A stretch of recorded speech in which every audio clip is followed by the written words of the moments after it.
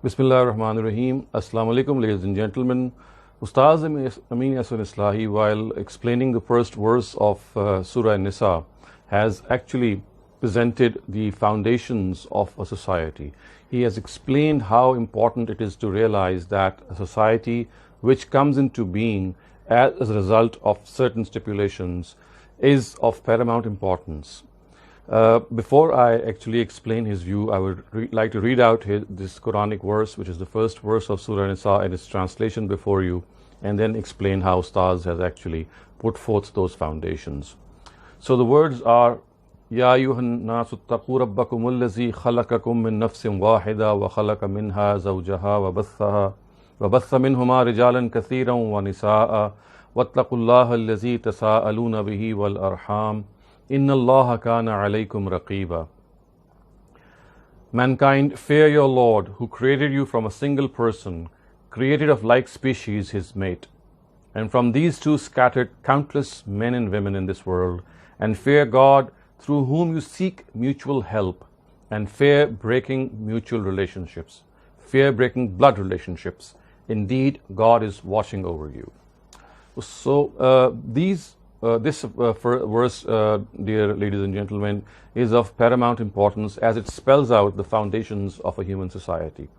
And as has been explained by Ustaaz Amin Ahsan Islahi, the first founding pillar of a human society is that mankind has been created by a single creator, God Almighty.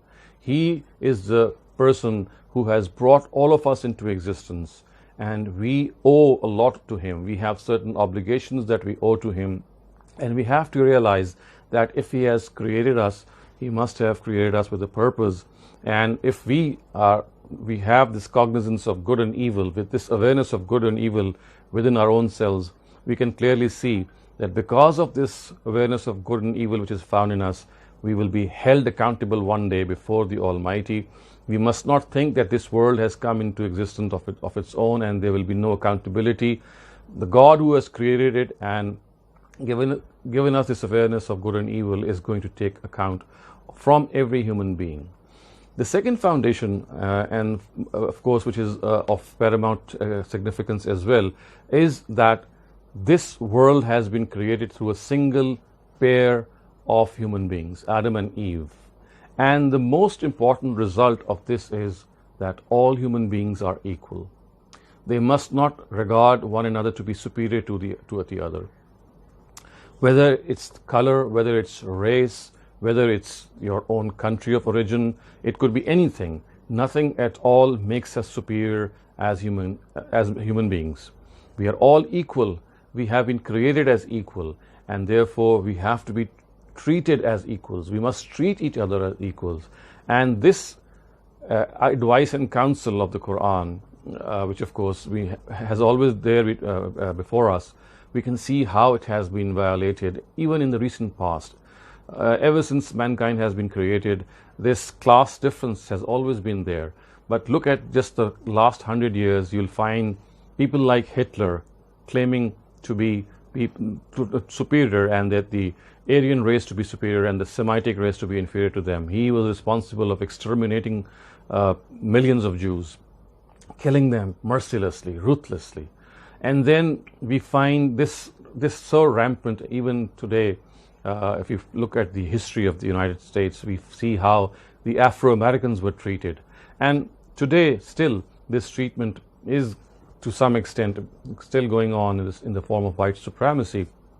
And we see how these Afro-Americans actually were treated worse than animals. They were kept as animals, where they were kept as slaves. They were kept in subhuman conditions.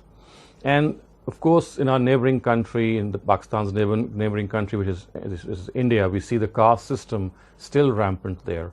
And it beats me why there is no voice against this caste system. We don't see any world voice, anything from the UN maybe, or anything from any recognized body which actually calls them to account at why is it that people who are created equal have been bifurcated in such castes, and we have the lowest caste, which is of course the Shudras, and the way they are treated and burnt to death, because at times if they happen to do certain things which violate the sanctity of the rest of the classes or the rest of the caste system, people who live there, they are really taken to task in this form. So this is something again which is so disturbing for us, that human beings which were created equal from the same Adam and Eve, we are cousins, we are maybe second cousins, or 10 times or 20 times removed from the same family tree, but we still are cousins.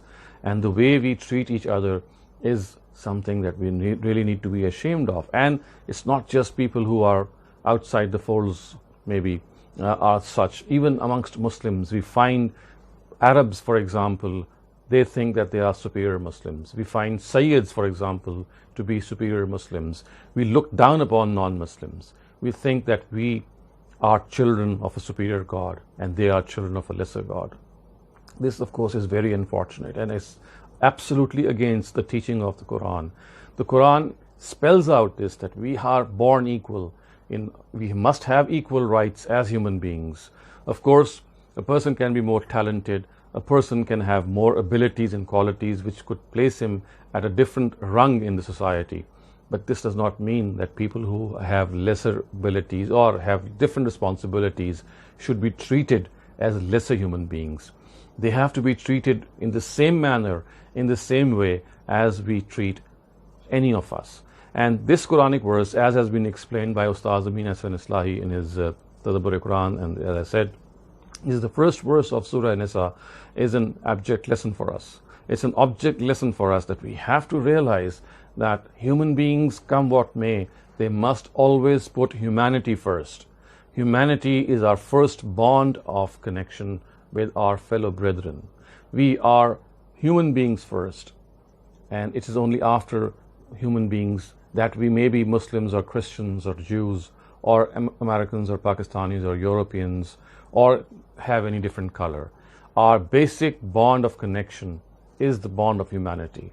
We have to realize this, that this is the teaching of the person, of the being who brought this world into existence. He has told us that we are born from the same Adam and Eve. We are born of the same parents.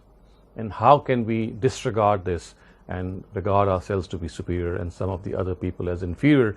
This is nothing but arrogance. And we have to realize that one of the biggest things that plagues humanity is this arrogance, this sense of superiority. We have to realize that all of us are weak and feeble and meek human beings. We have our own agenda to correct, and that is our own faults. We have to keep an eye on our own faults. We have to keep an eye that as human beings, instead of getting after correcting other people, our first and primary responsibility is to correct our own selves, is to look into our own selves, is to introspect, is to look into hindsight, is to look how we are behaving. And if we keep an eye on our shortcomings, it will keep us humble. It will make us realize that in spite of the fact that we may have some abilities, we still have a lot of work to do vis-a-vis correction. So not only this, Ustaaz Amin Ahsan Islahi has also explained that the last part of this verse is also very important to keep in mind, and that is وَاتَّقُوا اللَّهَ الَّذِي تَسَاءَلُونَ بِهِ وَالْأَرْحَامِ, that fear God through whom you seek mutual help. And when we seek mutual help, the aspect that we often forget is that when other people also seek mutual help and they have certain obligations towards us, we forget them. So we are very, very attentive to some of the obligations other people might owe to us. We are very concerned that other people might fulfill their responsibilities towards us. But are we also similarly so concerned that we have responsibilities and we have obligations to other people as well? So Ustaaz has also pointed out in this direction that we have to realize that just as we invoke God to seek mutual help, we must realize that there is a time then we have to be on the giving end. We have to be the people who at times have to help other people, and we must not forget God at that time as well. And last but not the least, Ustaaz Amin Ahsan Islahi has also outlined and also stressed this fact that the word ittaqu, Ya ayyuhan nas ittaqu, mankind fear God, has a very special significance here, and that is that we have to realize that one day we will be held accountable before God. We have to fear that accountability, because that accountability is going to really lead either to eternal doom or to eternal success, because of the fact that God is watching over us.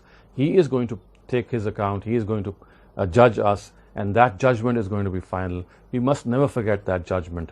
And of course, if that judgment is never forgotten, we as human beings would always remain humble, will always remain in our own shoes. We will always realize that the task ahead, all of us, is to consider every single person that we encounter to be an equal human being, if not even better. We must not think ourselves to be superior to any race, and we have to remember that this is the message of the Quran.